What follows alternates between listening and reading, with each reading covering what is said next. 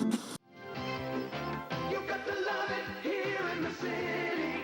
Our heart beats stronger. Free socks. The NHL playoff picture is still up in the air, but here in Winnipeg, fans are confident the arena will echo with the sound of white noise again. Free socks. Let's go! Go, Jets, go! Winnipeg is back in the big leagues and over the moon.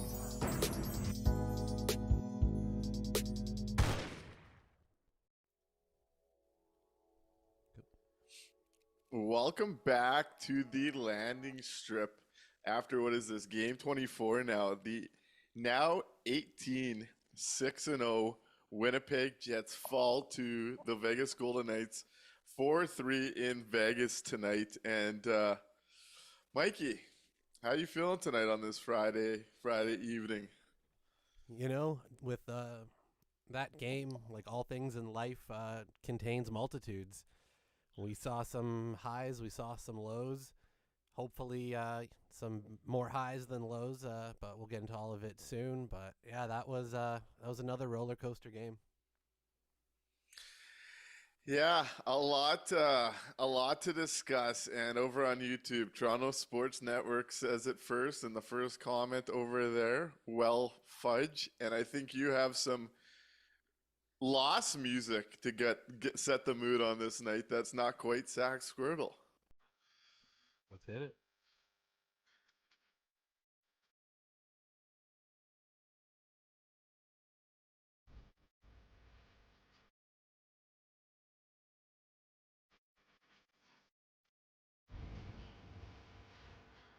Misused mistakes. I think that's going to fit into some conversations tonight. A lot to talk about after this game, in which in this 8-game segment, the Winnipeg Jets are now 3-5 over their last 8 games. The road's gotten tougher. We saw some interesting decisions going into this one. I thought there was some encouraging things there tonight. I also think there was some more conclusions that this team might still need to find another step to really compete in this West when it comes to the playoffs. Gonna be quite interesting. We'll see what comes out of that locker room tonight. What Arneal has to say about some things. Might be dealing with another injury that didn't look too good with Nick Ehlers now. Yeah. A lot to discuss. What's top of mind for you coming out of this one, Mikey? You just touched on it. The loss of Nick Ehlers in that game. If it's going to be for any length of time, the Jets are going to be really in for it, I think. You know, we've just lost our second best defenseman. We're trying to figure out a 6 back there now that works, and we'll get into what that looked like tonight. And then on top of that, now to lose your best forward, it's going to be rough going forward if he's going to be gone for any length of time. That's, everything else in the game, is kind of almost an aside for me at this point once I saw Ehlers go down to the tunnel and not come back.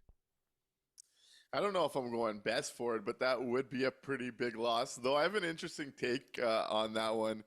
Maybe we'll save it for in the show a little bit as we're discussing a bit more. But obviously, yeah, Nick Ehlers goes down with Dylan Sandberg. I think we're going to be talking about him as an underappreciated defensive player in Winnipeg when he gets back.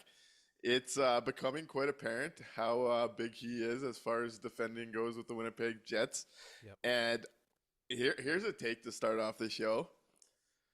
We're only 3 games without Sandberg, but seeing a bit more how much more open the game becomes with him off the ice. Yep. Obviously, Neil Pionk scores tonight. We're going to get into some of his offensive looks because I did like what I saw offensively from him. I think it's been noticeably different on how much the quality of chance the other way has gone against Fleury and Pionk as well. That I'm going to say Dylan Sandberg might be the 4th most valuable player as the way this roster is constructed as far as player they can't lose. And that would be with Connor Hellebuyck, Josh Morrissey, and Mark Scheifele. How is that for a hot take? Ooh, give me your 4 one more time. Connor Hellebuyck. Josh Morrissey and Mark and then Mark Scheifele. Scheifele. Ooh, I, you know what? I guess we'll see going forward if Nick Ehlers is going to miss any time. That'd be the person I maybe would put, ahead of him as they can't afford to lose, because you take Ehlers off that second line and now it's no longer a second line, right? So, but wow, yeah, it might be Sandberg, the way that we're seeing what the game has looked like these last couple games. It honestly might be Sandberg. And Deep Kona Pauly says over on YouTube, looked like Ehlers got stepped on, maybe cut. That was my thought too when we saw the replay, that there would have been some kind of slice back there. Well, I guess we'll hear more potentially tonight. I'm going to push back on what you just said, actually, about Nick Ehlers in the second line. Here's my take coming out of this one. Yep. I think that line is actually better without Nick Ehlers on it. And I think I'm ready to have that conversation. Let's do it. The Winnipeg Jets second line has been the worst line in the NHL to play over 200 minutes this year. And that's with Ehlers, Nemestikov, and Perfetti on it. And they may have outscored those minutes, but they are underlying the worst line that's been together in that many minutes. That just getting positive production from that group will be a positive. And a couple of shows ago, someone had suggested that the injury to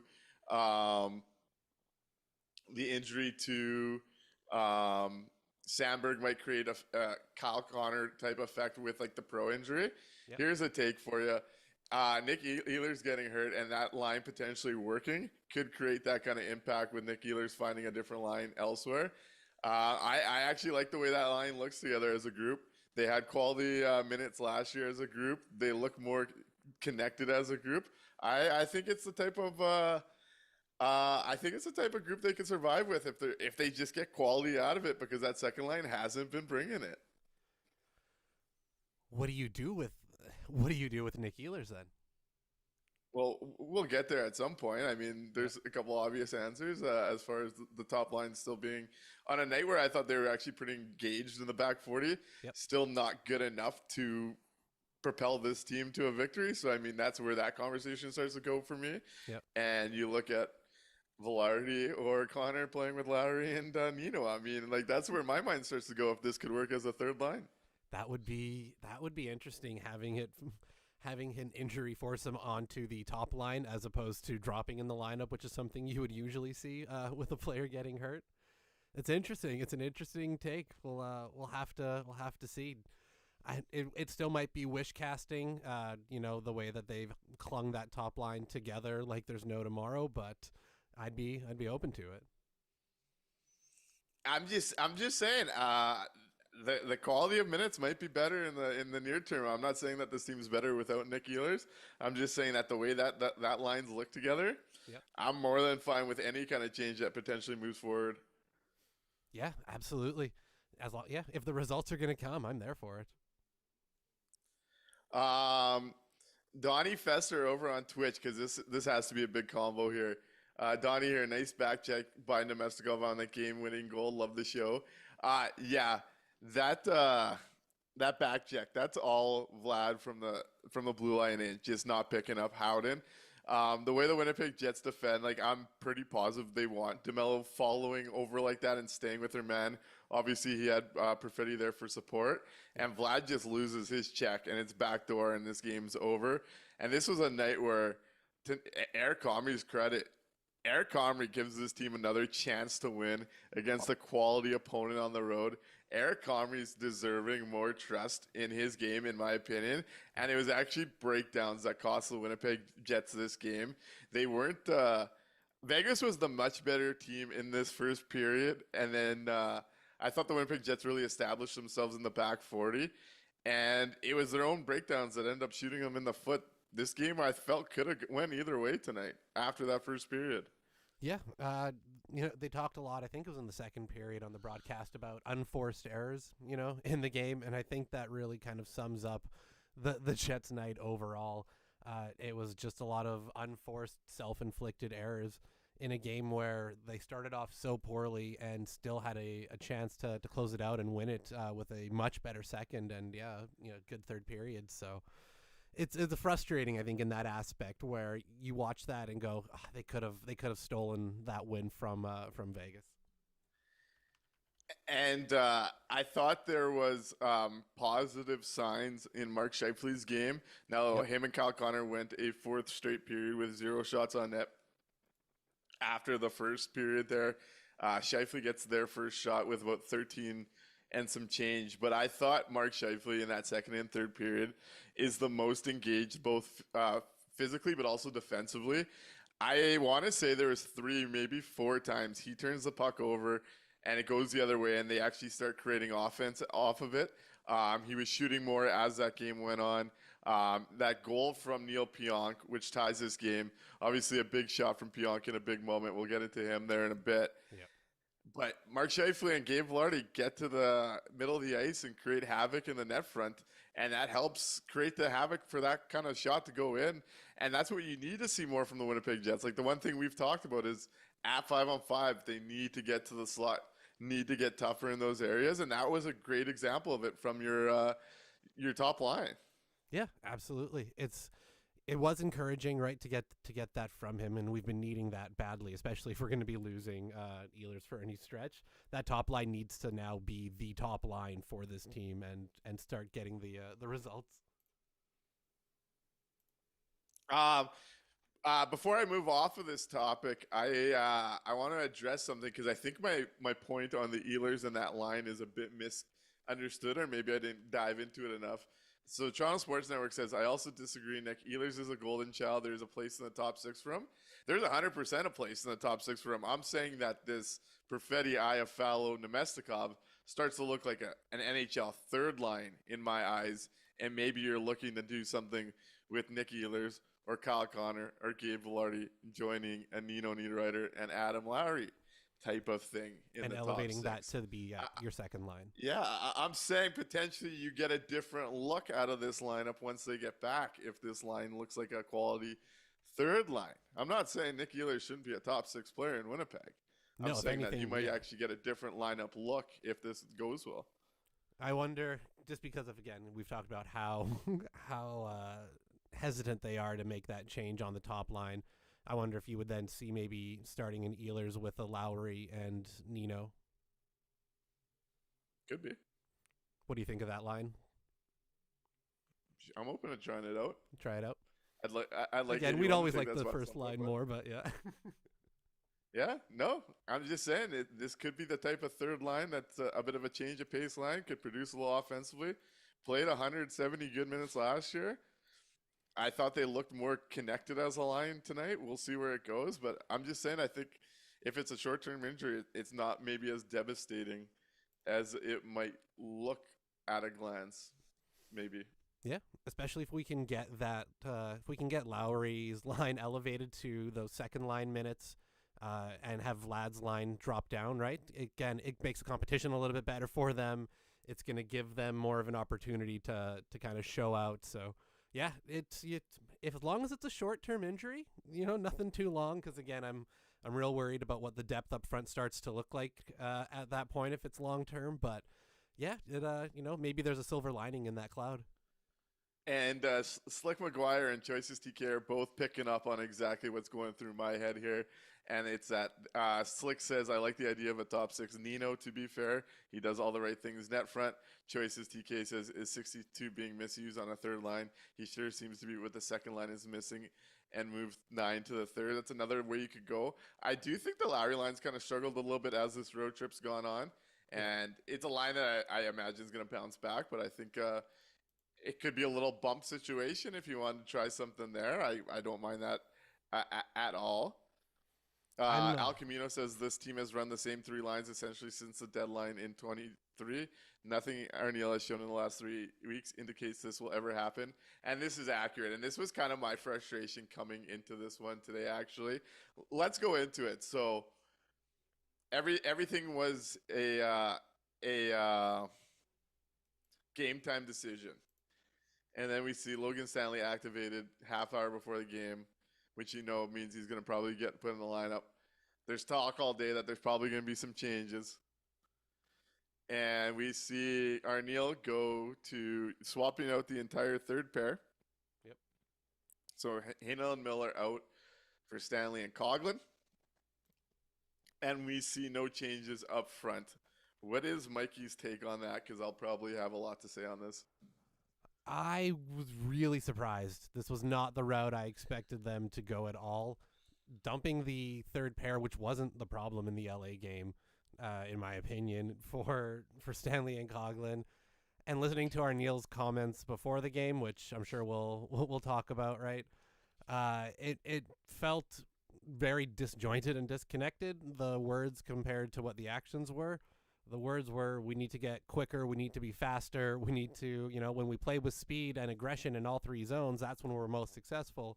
Which, hey, that sounds like a certain post-game show I've heard this year talk about. But anyways, when, Arneil says that, and then you see that Logan Stanley's coming into the lineup, regardless of who's coming out for him, the actions don't match the words. So I was confused at that point.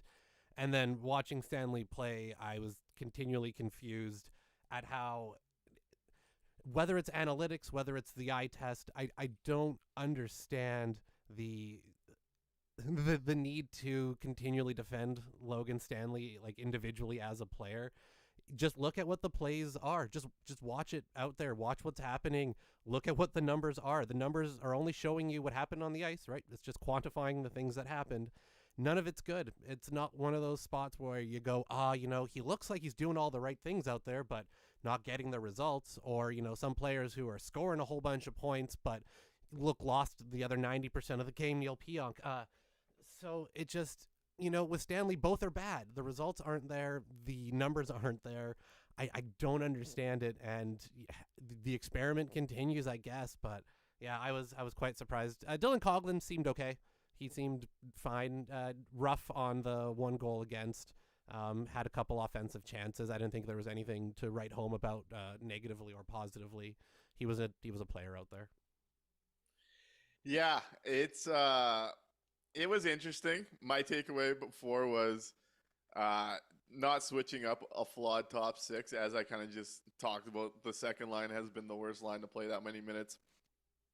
First line is still below average first line, and this team does need to find different ways to propel that group up in the top nine, and we likely won't see it. This team's ran the same group like Alcamino's talked about. But I was frustrated seeing them go to both guys in the third pair. We talked last game, and I said, Miller's had a couple of tough games, and I don't mind seeing that at all. It was surprising to see both Coughlin come into his first NHL game this year and Stanley come off the IR. I thought that was quite the maybe ballsy decision from a coaching staff, maybe a little bit idiotic of a decision. But I thought Coughlin actually had a really impressive game, and I'm seeing a lot in the chat actually think the same. He definitely earned a little spot into a rotation here, I think, as far as he showed just enough. There's some skill set there. Some slick plays on the power play. I thought he moved pretty well.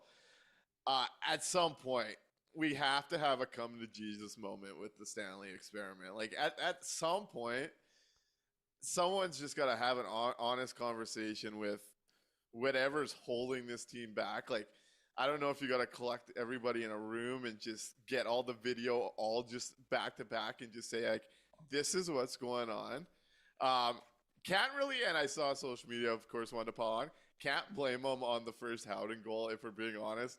Morgan Barron throws a spinorama no-look pass in the middle of the ice, and Stanley's looking to drive the net there. Obviously gets caught flat-footed. Yeah. Stanley is one of the slowest D-men in the league, but I don't think anyone's picking that up from that spot.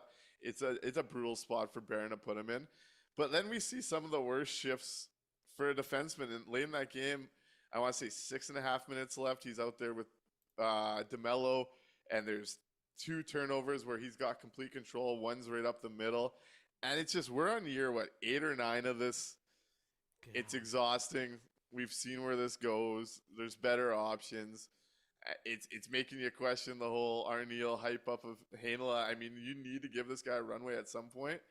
And I just want to watch Stanley continue his pro career elsewhere at this point.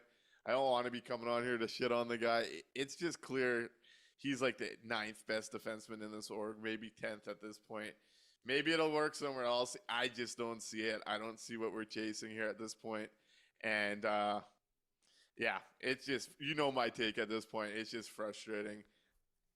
I don't get it. I don't get it either. I truly don't. You can give Stanley 10, 12, 14, 15 games. You can give him 8 years to try to see what's there. But Heinola plays, a couple games, and they're right back to, oh, no, he's going to sit this one out now. And they sit the entire pair, which, again, that was not the problem pair in the LA game. It's not like they went out there and sunk, everything else. It's a weird, we don't know what goes on in the locker room, at practice, all the behind the scenes stuff. And there must be a lot of it because the on ice results, not even the results, the on ice effort half of the time and ability just isn't there for Logan Stanley. So I don't know if it's, Mark Hillier with naked photos of the rest of the management or what, but there's something extracurricular going on that keeps Stanley in the lineup at this point. There has to be. Yeah, but you know what? I know there's some calls waiting to come through. Let's open up the phone lines. Let's start going to the chat and see where this show goes. It's frustrating. It is what it is. I'm sure people have a lot to say about that. But let's go into the chat. JubeTube, I don't think Ehlers is faking his injury to go out on the town in Vegas. It looked like he probably got sliced in the back of the leg. Donnie Fesser says, call up Lambo, move up Kapari, and put him on the wing. Kapari, Lambo, Perfetti, let the kids cook for a few games. Not sure I want Kapari up there, personally. Mark 404144 says, just trade Hanela already, erg. And that's what's frustrating here, because now on the waiver wire, Jonathan Kovacevic's become a very strong defensive defenseman in New Jersey. Chisholm's become a power play guy in Minnesota, and you lost those guys at the altar of Logan Stanley. And then you were playing guys like Sandberg behind him, and Sandberg's clearly blossomed into this stud that you can't even not play ahead of him at this point. And now you're like messing with your organizational asset costs of Hanela. Like, there's no way he has value at this point. You've held him below this guy for so long. At some point, you got to figure out what you have there. And I think Miller and Hanela could be the type of pair that, moves the puck up smooth, gets you some offensive looks. I don't see the Stanley thing at all. It's frustrating. It is. And at this point, I don't even know what to say to play devil's advocate or, try to put myself on his side for it. It's not there. And that's okay. There's there's only 23 guys on a hockey team. Like, it's not the end of the world if he's, a good, American Hockey League defenseman or whatever it ends up being. I at this point, we've seen it. I don't know. I'm sorry. I keep just repeating myself, but I'm honestly at a loss. Yeah. Tico Napoli says, Nick, it's obvious they're chasing a style of D-man they don't have at the NHL caliber. Acquire Carlo or Gudis. Gudis, I'm pretty sure, has all the Canadian teams on his no-move clause, if I remember that detail back when it was signed. Yep. Doug Henderson says you can't blame this game on one-third pairing defenseman. And you definitely can't. It's just the process at this point to continue playing a guy that's probably your 10th best defenseman when you have better options. It's just there's no need to do it to yourself any longer. Yeah, exactly. It's the process at this point. There was a lot of other mistakes out there, like Vlad not picking up his guy. Absolutely. It's not about the one game, though, at this point. It's about the years of doing this over and over. It's the frustration built up. While losing out on other players that would be NHL players. Like, that's the issue here. All right, we got a call. Hi, caller. Thanks for holding. You're on the landing strip. Hey guys, it's Bill from Transcona here. Nick, last time we spoke, you hung up on me at the idea that Neil Pionk should make Team USA, and I wondered if you'd like to circle back and have a more frank conversation about it now.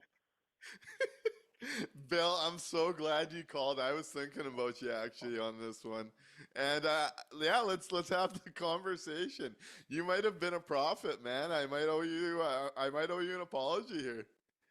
I think you do. I really do think you owe me an apology. It was really rude of you to hang up on me, but I'm willing to set that aside. I think Neil Pionk has been playing some of his best hockey.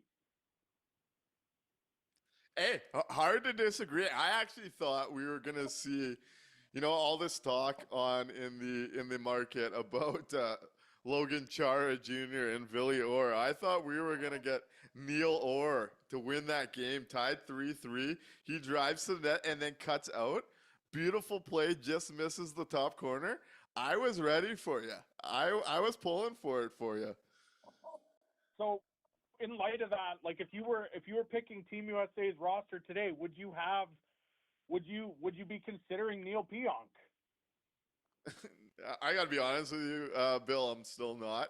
I think it's impressive that he's probably one of the 10 to 12 guys that are being considered based on his start.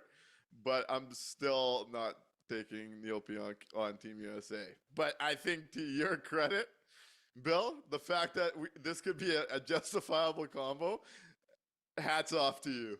Hats off to you, truly. Well, I keep my hat on, because I'm pretty bald.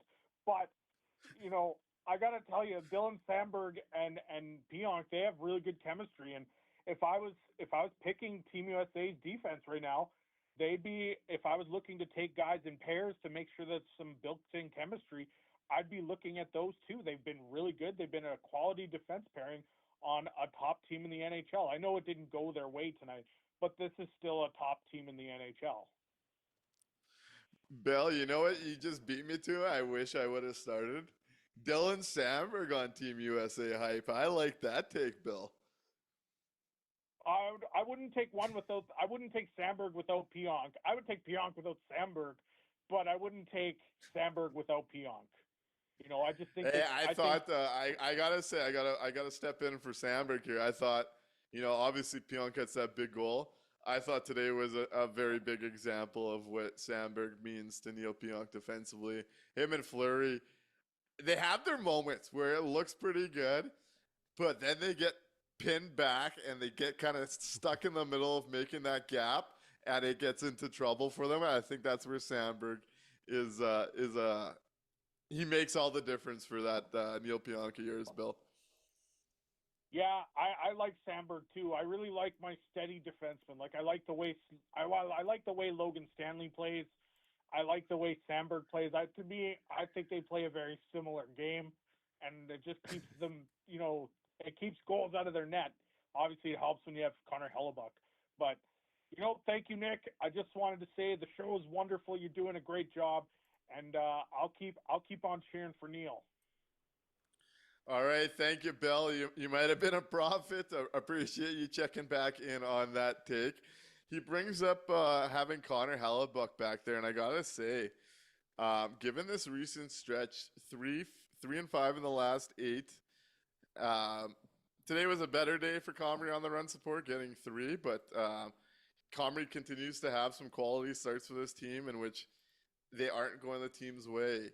Are we starting to see Connor Hellebuck mean a little too much for the Winnipeg Jets and their success during this stretch, kind of leaning on old habits of years past? I mean, it's always been that case, right? I don't think that has ever really gone away. So I think it was just more evident now that we've lost the ability to have that other pairing be, quite so steady.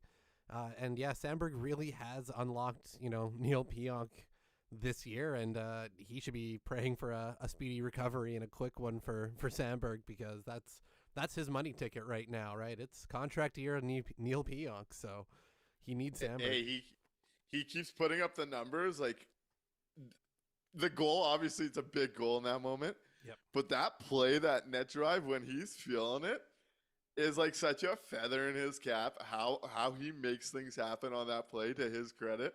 Yeah. I know he makes me feel a certain type of way going the other way, but when he's feeling it, when he can actually add to a team offensively, it's been fun to watch. You got to give him credit going that way.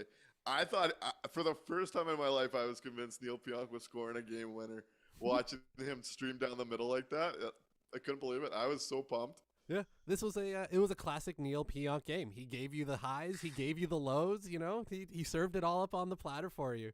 It's we're not crazy about what he's going to cost going forward, and what those defensive mistakes can cost the team afterwards. But yeah, when he's locked in, when he's flying through, he is fun to watch. And as long as somebody else is the one paying him the big bucks in the off season, I will take all the big goals and high flying games from Pionk as long as someone else is left holding the bag. That is the key there. And hey, we might actually have a rival for Bill actually from T Kona. T Kona and Polly in the chat, full caps lock on like T Kona Polly does. Just to remind people, I'm the official spokesman of T Kona. LOL. we might have a rivalry building over on the landing strip during the post game show. Fight for the soul of Transcona. Excellent. I gotta say, Pex, I'm disappointed in you tonight. You're a goalie. You gotta stick up for the goalie union. And I think you're right here. This is exactly why I miss LB so much. He was a perfect 1A. And LB was phenomenal goalie. Hoping it goes well for him in Chicago. Could lean on him so much and had so much faith in him. Don't have that in Comrie. I think Comrie has given the Winnipeg Jets quality start after quality start here. I was not confident in the guy going in. I think he gave the Winnipeg Jets another chance to win on this night. I gotta go to bat for Eric Comrie right now. Yeah, I've always been pretty hard on Comrie just in general. I was not thrilled about the signing. I was one of the guys that really enjoyed getting the that extra bit of security, having a 1A in like Laurent Brossois. So I was real nervous about Comrie being the one to be the backup this year, but he won the job outright to be the backup, and he's put in quality start after quality start. He's been the sacrificial lamb a couple times on games where you could tell that the team was just dead. Either the legs weren't there, maybe they were having too much fun in Florida the night before, whatever it was, but he's at man the net when the Jets have been at their worst. And he wasn't the problem in either of those games. So, yeah, he's given them every opportunity to stay in these games and win. And, he's not going to steal the game for you. You're still going to have to go out there and do the work and win it. And, they better be buying him some lunches after some of the chances they were giving up on Comrie there. So, but no, I haven't been worried about him yet. T. Kona Pauly also says that they are an official member of the goalie union, and this is the best they've seen him. There you go. So, can I take a minute to just talk about how much I love watching Jack Eichel play hockey and how much I want that to be Kyle Connor's centerman again at the Four Nations? Jack Eichel, with the puck on his stick, is one of those players that can just slow down and control a game. He draws 2 penalties on his future left winger at Four Nations, Kyle Connor, early in this one. Obviously, that second Barbashev goal, he's just controlling the whole shift and skating around the zone with the puck, doing as he pleases. And you can't help but gravitate as a defender to him. He's just one of my favorite players to watch, and he was a real big piece of why the Winnipeg Jets do not leave this one with a W. And I really, really want to see Kyle Connor play a few games beside him. We're getting you an American jersey for Four Nations at this point. This is just what's going on. Yeah, those two together on the same line are going to be, hopefully, if that's what ends up happening, would be absolutely incredible to watch, and would be just a fucking handful for Team Canada to deal with. So, yeah, He's so good, man. Jack Eichel is just incredible. Just absolutely, he's one of the best guys to watch out there. It's so much fun. One last Comrie point that I think is important. Fat Tony 202 says Jets social media needs Eric Comrie, and if someone from Jets social media can do us a favor and sit Eric Comrie and Dylan DeMello down for a half hour to 40 minutes on a podcast, just asking them obscure questions and letting it play out. Sold. I'm in. Love it. Give me that all day. Love it. Let's go to, obviously, feel-good story of the night. The monkey is off the back of Cole Perfetti. What'd you see from Cole tonight? Cole lateral damage. He went out there and just crushed it tonight. We talked about in the previous games when there was starting to be a little bit of panic setting in from, certain areas of the internet, that it was okay. Just calm down. He's doing things the right way. He's playing well. The results will get there. Just, give him that chance. And tonight showed that that's what happened. The numbers kind of started to even out for him. The first goal was just fun to watch, with Ehlers streaking down, getting the puck to Morrissey, the big blast. So that was wonderful to see. And you could see once that happened, he was skating a little bit easier. He was moving a little quicker. There was 5 pounds off of his shoulders from that point on. So it was great to see. He needed it. Those were his first 2 5-on-5 goals in the season this year. So now he's got those to add on there as well. It was good. He needed it, and hopefully that opens the floodgates a bit. Hey, let's give this an announcement. Fun fact: River City Ford gives free car washes when Perfetti scores. So Ooh. there's that. Go get a free car wash if that is true. Picks.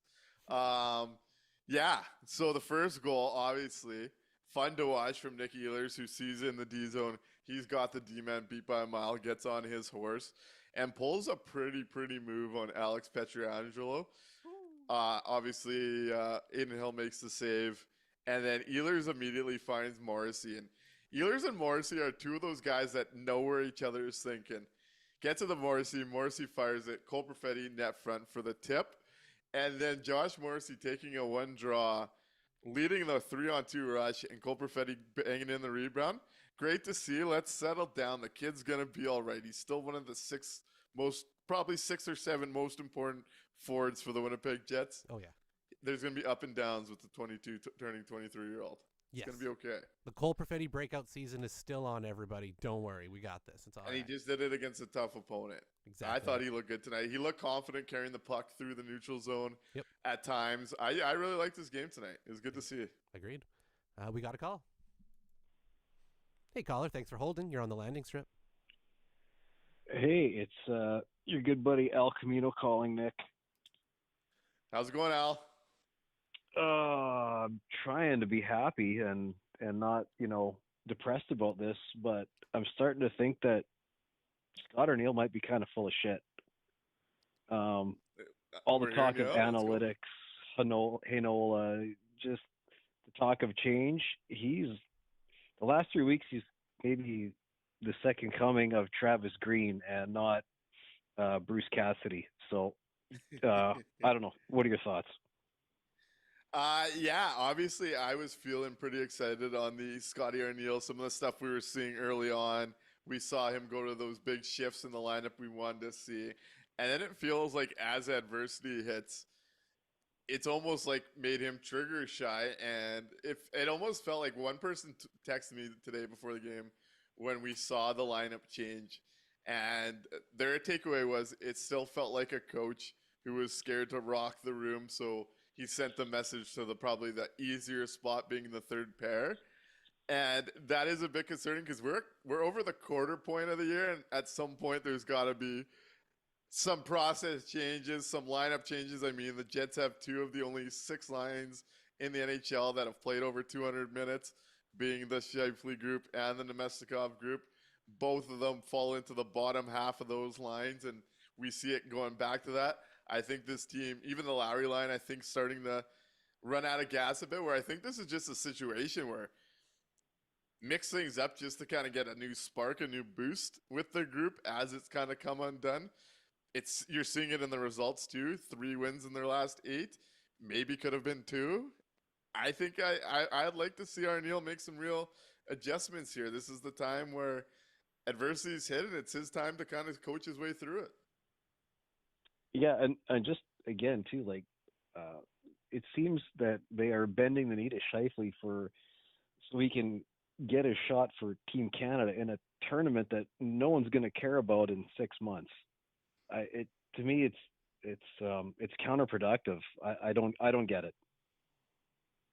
It's one of those things where to you and I it might not make sense, but that's also something Mark Scheifele's probably been working towards for like 26 years of his life, and it's kind of one of those things where you got to give the guy the shot he's had. I actually thought the back 2 periods today were better signs for him.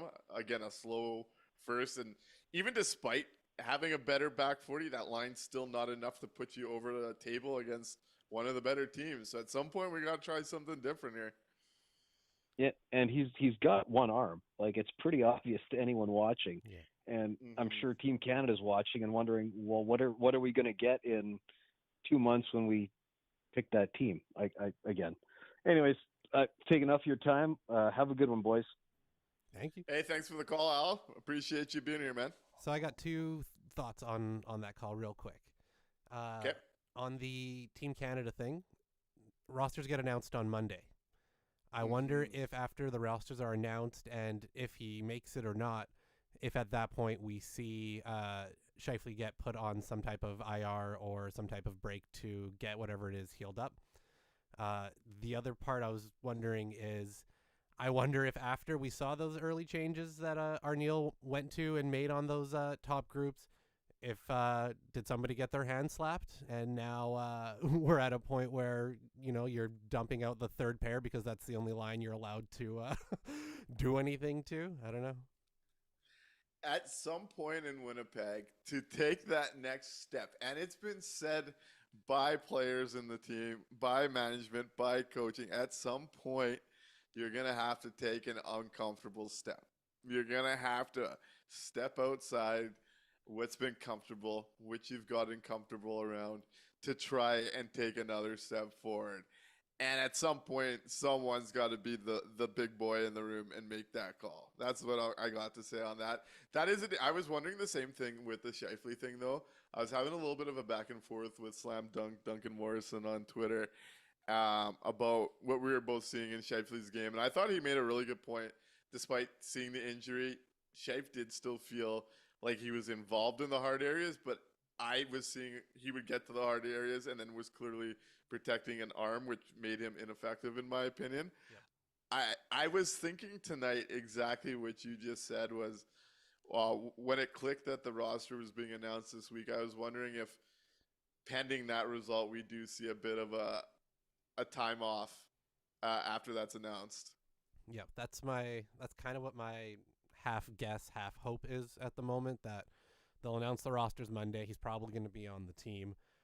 At which point, yeah, they shut him down. He can start rehabbing whatever it is that's clearly injured, and they can get him back in time to excuse me, to play some games before the tournament in a couple months, right? Because it can't be that bad if he's continued to still suit up in games, right? But it's bad enough that it's making him completely ineffective, for big stretches here and there. Outside of this game, where I thought he actually looked a little bit better tonight than he had in past ones, but still not great. I thought he was all over the back 40 of this game, to his credit. I really did. Yeah, it was definitely the best showing we've seen from him since we've noticed the injury. Where else did this one go today? Where else are we going? Okay, let's say, was there an update on Nick Ehlers after the game at all? Let's see if Anything come out yet. on the Ehlers injury? Probably not. Let's say he's out for a few weeks here. What do you think happens? If it's a few weeks, Mm-hmm. I think you have to see one of the kids from the Moose at least come up and start filling in as a body. In the short term, I think Iafallo plays on that line. I think Gus slots into the fourth line as the short term. But I think if it's going to be a few weeks, I wouldn't mind having one of the kids come up, start practicing with the team for a bit, and see if there is a spot for a skilled guy to get some minutes or not. So it looks like in the chat, lower body injury, and coach said it was still pending how long and serious. I think you kind of nailed what I think they're going to do, and that'd be it. Iafallo just jumps up into the Ehlers spot. Gus comes in on the wing, I guess, on the fourth line. Yep. I'm guessing that would mean someone like AJF's called up as a 13th forward just to put in the press box. Yep. I do wonder about when you hit some of that soft point in December, if you see one of the younger guys come up, if they're struggling to score goals. But that Moose team keeps getting hammered too. I don't really know what's going on down there. But yeah, I think you go with Gus on the fourth line. IFL probably starts with that Perfetti, Nemestikov line. Nemestikov group. Yep. And then you see someone like AGF come up in the press box, I would guess. I would like to see though, when you get to that run in December where they're at home for a couple weeks, I wouldn't mind seeing Chibrikov or somebody slot into the into a game, especially if they're looking to add some punch. Toronto Sports Network says, I heard this from someone else today as well. There's no way the Jets are sacrificing for Team Canada roster choices. I mean, they probably want to keep Mark Scheifele in the lineup because you can't really afford to lose Mark Scheifele. He's one of those 4 guys, so probably not. But I do wonder if it's a discussion. Something you might have seen to some. Yeah, I guarantee you, it's a discussion, and it's not so much that they care about Team Canada. They care about keeping their number one center, longtime player happy, right? This is something that guys in the NHL want, right? They want to go and play for Team Canada and do these tournaments, even if it doesn't mean a whole lot to us, the fans outside of the little bit of entertainment we get from it. It's important to them, and they make that known to the team. So it's not so much that, they care about Team Canada or that they would sacrifice their own season. But if it's a point where, hey, you know what, I'm kind of nicked up, I'll definitely go and do whatever the rehab, healing up is going to be. Let me stay on for this last week. I can still play, like we're still out there. And then I'll go off as soon as the, rosters are announced. I can see that being a discussion, I don't know if it is or not, but I wouldn't be surprised. And I got to say, I'm encouraged by his back 40. Like maybe he is getting over this, whatever it is. It was much better than what we've seen. Jet Centric says Murat's thinking rolled ankle for 27, which wouldn't be too long term. That would be best case scenario. So approaching an hour here, there was one trade thing that came up today. I'm awfully interested in talking about. And then we'll get into the 3 stars on this night. Last show or the show before, I was kind of talking about how I think patience might be a virtue this year in the NHL, especially if you're a competitive team with cap space like the Winnipeg Jets are. You're seeing a lot of teams getting pretty frustrated with their situations. And now we're starting to see, like we've seen talk about New York and the Rangers. Now we're starting to see some JT Miller stuff out of Vancouver, which is interesting. You're seeing Edmonton starting to get frustrated. You're seeing leaks out of Ottawa as usual, though that's been a thing for a couple of years. Buffalo Sabres and Merrick had some interesting thoughts coming out of the Buffalo Sabres, and all of a sudden my eyes are looking over at Buffalo for the next little bit here. They're a team that's got some decisions to make, and it was kind of eyebrow raising when they traded for Bowen Byram last year, when you got Dallin and you got Power and you had signed Samuelson. Merrick says teams are checking in on Owen Power, and all of a sudden, if that's a guy that's actually available, you go swing for that fence all day. That becomes the number one option, and you do what's necessary to get an Owen Power if that became a possible avenue. Dylan Cousins came up, which I think is interesting in the never-ending search for a 2C. Yep. But that's an exciting one for me, and that's a team. I think the Jets were interested in the idea of Alex Tuck last deadline. He obviously didn't move, but that's a situation to potentially think about later as well. But Owen Power it all of a sudden changes like my wish list heavily if there's an avenue to getting an Owen Power. There is no way that they're going to move Owen Power now, right? 22, they just signed him in what, that's bananas. Every team in the league would be calling. Every team, because you know what I mean? Why would you then have to try to go out and replace that? You just signed him. If he is available. Because you're also paying Dallin, and you're going to have to pay Boehm, and you're paying Samuelson. Like, that's what was interesting about trading for Byram, is at some point you were going to come to this crossroads. Power's and all of a sudden you're kind of there already. You know? Like, you're going to trade away the youngest piece that you have signed for the longest? Like, he signed until 2030. There's no way Owen Power moves. I don't think so either. But the fact that it's coming up, hey, I'll explore that fantasy. I think the price would be fucking pretty nuts. But hey, I'm in. What did they give up for Bowen? Do you remember? It was middle stat heads up. It was just heads up, right? So they could still flip. They could still flip him. I could see that. Yeah. That I could see happening. How would you feel about? How would you feel about that?